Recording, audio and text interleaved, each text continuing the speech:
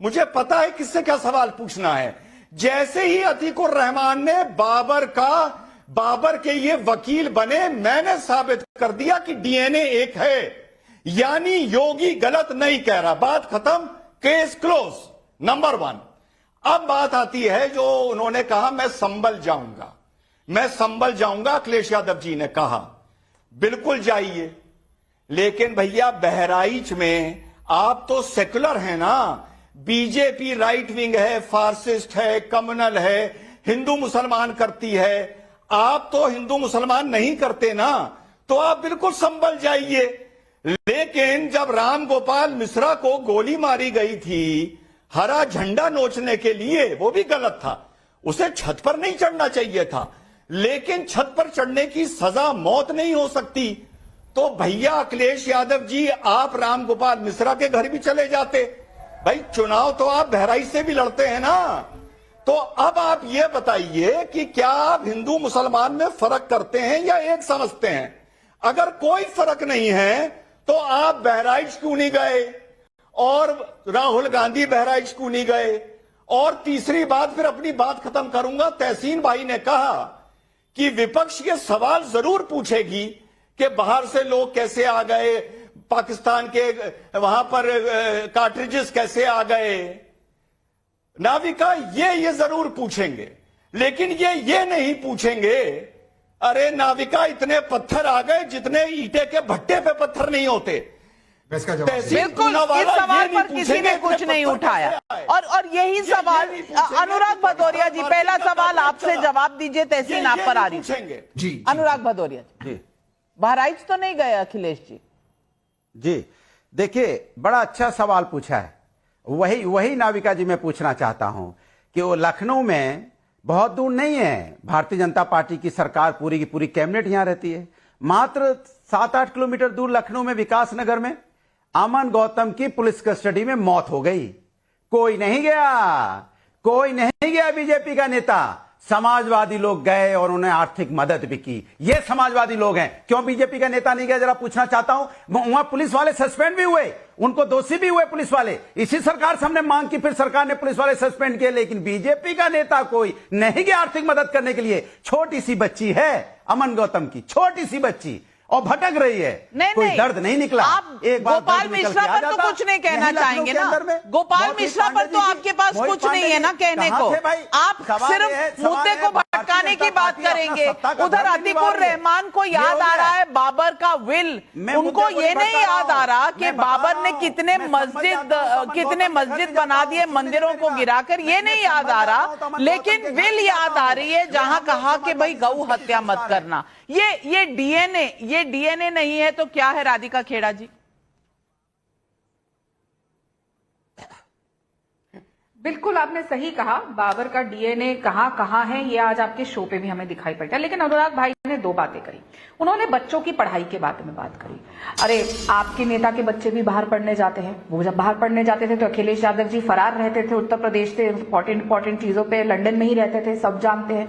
राहुल बाबा जो ड्रामा कर रहे थे संभल जाने का, जिसकी वजह से इतनी लंबी लाइनें, घंटों लंबे लाइन लग गए, लोगों के सामने वीडियो आए हैं जर्नलिस्ट से बात करते हुए, जहां पे लोग इतना परेशान हो रहे थे और कह रहे थे इनको बोलो गाड़ी से उतरे, पसीने में खड़े होके देखे तो पता चले हमारे साथ क्या बीत रही है। वो खुद बाहर पढ़ के आए हैं, उनके सारे जीजा जी हो बहन के बच्चों सब बाहर पढ़ के आए हैं। और राहुल गांधी का तो हम सब जानते हैं ड्यूअल सिटीजनशिप का भी किस्सा है, बाहर पढ़ना छोड़िए, वो तो बाहर के ही है। तीसरी बात इन्होंने कही कि वहां पे पाकिस्तान की जब गोलियां आ गई तो ये हमारी जिम्मेदारी बनती है। हम तो जवाब दे देंगे कि वो कैसे आई, लेकिन ये भी बताइए कि आपके साथियों की सरकार, जब यूपीए की सरकार थी तो 26/11 हुआ था, ये गोलियां नहीं, वहां से लोग उठ के आए थे समुद्र के रास्ते से मुंबई में, और किस तरीके से देश को, मुंबई को कैसे उन्होंने एक अपनी बंदूक के ऊपर, नोक के ऊपर रखा हुआ था। हमारे कितने सुरक्षाकर्मी, हमारे कितने लोगों की शहादत हुई, तब वो लोग कैसे आए थे? और आप लोग क्या कर रहे थे? आप ही के साथी के गृह मंत्री बार कपड़े बदल रहे थे देश के, उस समय याद है ना कितनी बार कपड़े बदले थे तब गृह मंत्री ने। और मुख्यमंत्री महाराष्ट्र के कांग्रेस के आपके साथी के मुख्यमंत्री देशमुख साहब, वो तो पिक्चर की शूटिंग करवाने गए थे अपने बेटे की। तो मेरे वहां पे मुंह खुलवाएंगे ना, बात यहां से शुरू होगी तो लंबी दूर तलक जाएगी। आप एक उंगली हम पे उठाते, इतिहास आपका बहुत खराब है। मुद्दा डीएनए का इतना खटक क्यों रहा है, इस पर पब्लिक के बहुत सवाल हैं। युवराज पाटिल का सांगली से सवाल है जी। महाराष्ट्र आज उन्होंने शपथ ग्रहण देखा है वहां मुख्यमंत्री का, और वहीं से सवाल है, योगी जी ने 500 साल पहले अयोध्या में किस तरह बर्बरता हुई उसका उदाहरण संभल और बांग्लादेश के तौर पर दिखाया। इसके जवाब में अखिलेश यादव अपना डीएनए चेक करवाना चाहते हैं, मगर कुछ बातें डीएनए के बिना भी जनता समझ ही जाती है। क्या वो नहीं जानते ये? पवन कुमार का राजस्थान से सवाल है, योगी जी ने बाबर से लेकर बांग्लादेश के डीएनए की बात की, किसी का नाम नहीं लिया, फिर अखिलेश ओवैसी क्यों इतना दर्द महसूस कर रहे हैं?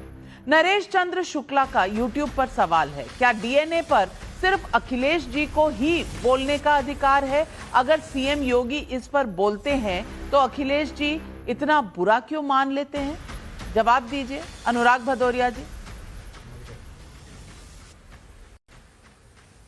मेरा सीधा सा मानना है कि जो जिम्मेदारी है उत्तर प्रदेश की सरकार की, वो अपनी जिम्मेदारी से क्यों भाग रही है? उनकी जिम्मेदारी है कि जवाब देना चाहिए कि संभल में दंगा क्यों हो गया, पुलिस प्रशासन वहां फेल क्यों हो गया, इंटेलिजेंस डिपार्टमेंट फेल क्यों हो गया, आपने सैनिटाइज क्यों नहीं किया, क्यों नहीं ड्रोन कैमरा वहां पे लगाया जिससे आपको पता चल जाता है कि वहां पे पत्थर कहां से आ गए। छू मंतर से तो पत्थर आए नहीं, छू मंतर से तो भीड़ आ नहीं गई। इसका जवाब जरूर आना चाहिए। मैं जानती हूं कि ये सवाल सही है, ड्रोन का फुटेज है, सब कुछ वीडियो में कैद है, इसका जवाब जरूर आना चाहिए, लेकिन जवाब ये भी तो आना चाहिए इतने पत्थर कहां से आ गए और ये पत्थरबाज कहां से आ गए। ये सवाल तो आप कभी नहीं पूछते, क्यों नहीं पूछते अनुराग भदौरिया? यही सवाल पब्लिक का है। मैं पूछ रहा हूं ना, कहां से आ गए पत्थरबाज, कहां से आ गए पत्थर, वही तो पूछ रहा हूं मैं। नाविका जी, इसका जवाब मैं दे दूं? कवर फायर पूरा है आपका। ये पत्थर कैसे आए? लेकिन तहसीन भाई रिजवान साहब ने आपसे सवाल पूछा, एक सवाल मैं भी ऐड कर देती हूँ। बाबर के मजार पे जाने वाले लंबी लिस्ट है गांधी परिवार से, इंदिरा गांधी, राजीव गांधी, राहुल गांधी। तो अगर बाबर से डीएनए की बात हो गई तो इतना बुरा क्यों मनाते हैं? साजिश है, साजिश भी तो पता चलनी चाहिए। जवाब दे देता हूँ। ऐसे जिन्ना के मजर पे जाकर सजदा करने वाले और कहने वाले कि जिन्ना से ज्यादा इस मुल्क में कोई सेक्युलर व्यक्ति नहीं था, वो कौन थे? वो आप भी जानते हैं, नाविका जी, और मैं भी जानता हूं।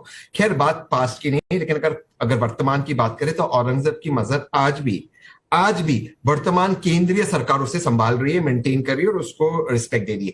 बात वो नहीं है कौन कहां जाता, बात यह है कि बार बार बहराइच से लेकर, और मैं रिजवान भाई से बिल्कुल इत्तेफाक रखता हूं, बहराइच से लेकर संभल तक ये कैसे हो सकता है? क्योंकि आपके शो पे जब मैंने शिरकत किया था, विष्णु जैन भाई ने कहा था कि ये प्री प्लान कॉन्स्पिरेसी थे, पत्थर इस तरह से अक्यूमुलेट नहीं होते, ये पहले से प्लानिंग थी। तो ये बार बार उत्तर प्रदेश में पत्थर लोगों के पास कहां से आ जाते? जब माननीय प्रधानमंत्री जी ने आपको कहा था 8 नवंबर को 2016 में नोटबंदी के बाद कोई पत्थरबाजी नहीं होगी, तो या तो ये भाजपा के करवा रही है, इससे फायदा किसका हो रहा? भाजपा का और एमआईएम का हो रहा, या तो ये इनकॉम्पिटेंट सरकार है। दोनों अगर आप फॉर्मूला देख लीजिए, सरकार को जाना चाहिए। बस हमारी यही मांग है, सरकार जाएगी, देश में खुशहाली आएगी, बस इससे ज्यादा हम क्या कह रहे हैं? इसकी जांच होने दीजिए। अब डीएम कर रहे हैं जांच, पता चल जाएगा, दूध का दूध पानी का पानी हो जाएगा। पत्थर कहां से आ जाए, सब जानते हैं पत्थर कहां से आए, कहां से प्लानिंग हुई थी, कहां से पत्थर रही। क्योंकि उत्तर प्रदेश की सरकार इतनी तो मासूम है नहीं कि बहराइच में राम गोपाल मिश्रा जी के देहांत के बाद दोबारा से पत्थर अक्यूमुलेट होने दो। सारे मुल्क में पत्थरबाजी हो रही है। वैसे पत्थरबाज गहलोत साहब की सरकार में राजस्थान में भी बहुत, और उन पे टेरर चार्जेस लगे, लेकिन सवाल नहीं लगे, सवाल नहीं आए थे। राधिका खेड़ा जी जवाब देंगे तहसीन को। जी देखिए, तहसीन भाई जो कह रहे हैं ना कि हम जानते हैं पत्थरबाज कहां से है, बिल्कुल आप जानते हैं। जब आप लोगों, एक मिनट, जब आपकी पार्टी, आपकी अलायंस पत्थरबाजों को इकट्ठा करती है, उन तक पत्थर पहुंचाती है, तो आप तो जानेंगे ही। जैसे आप लोग जानते थे, जैसे पत्थरबाजी जम्मू कश्मीर में होती थी, हमारी सरकार आई और उसके बाद जो हमने आर्टिकल 370 हटाया जब देश में कश्मीर से, तो पत्थरबाजी खत्म हो गई। आज वहां के युवाओं के हाथ में जम्मू कश्मीर में पेन है, पढ़ रहे हैं, स्कूल जा रहे हैं, पत्थरबाजी नहीं होती।